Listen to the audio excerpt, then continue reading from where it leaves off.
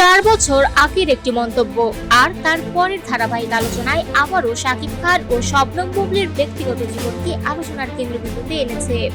2022 সালের নভেম্বর মাসে এক সাক্ষাৎকারে শাকিব খান স্পষ্টভাবে জানিয়েছিলেন অপু বিশ্বাস ও শবনম বুবলি দুজনেই তার কাছে অতীত। তবে তিনি এটা উল্লেখ করেন তারা তার 2 সন্তানের মা হিসেবে সম্মান ও দায়িত্বের জায়গায় থাকবেন। এরপর 2024 সালে একটি টেলিভিশন অনুষ্ঠানে বুবলি প্রথমবারের মতো বিচ্ছেদ প্রসঙ্গে কথা বলেন। তিনি জানান তাদের মধ্যে আনুষ্ঠানিক ডিভোর্স হয়নি এবং সম্পর্ক নিয়ে তারা সময় নিচ্ছেন।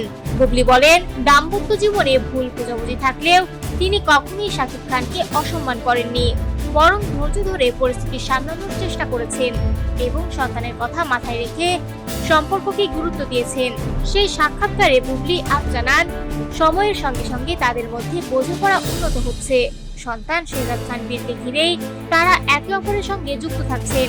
তিনি দাবি করেন সন্তান এখনো বাবা মায়ের সম্পর্ককে স্বাভাবিকভাবেই দেখে এবং তাদের একসঙ্গে সময় কাটাতে দেখে স্বস্তি পায়।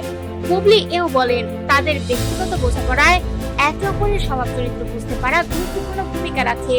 শাকিব খান রাগী স্বভাবের হলেও পরিস্থিতি অনুযায়ী তিনি নিজেকে সামলে নেন আর বুবলি শান্ত থেকে বিষয়গুলো সমাধানের চেষ্টা করেন। এদিকে দীর্ঘদিনের গুঞ্জনের পর সম্প্রতি বুবলি সামাজিক মাধ্যমে জানান তিনি আবারও মা হয়েছেন। একই সঙ্গে শাকিব খানকে নিয়ে একটি ফটোকার্ড শেয়ার করেন তিনি, যা নতুন করে আলোচনার জন্ম দেয়।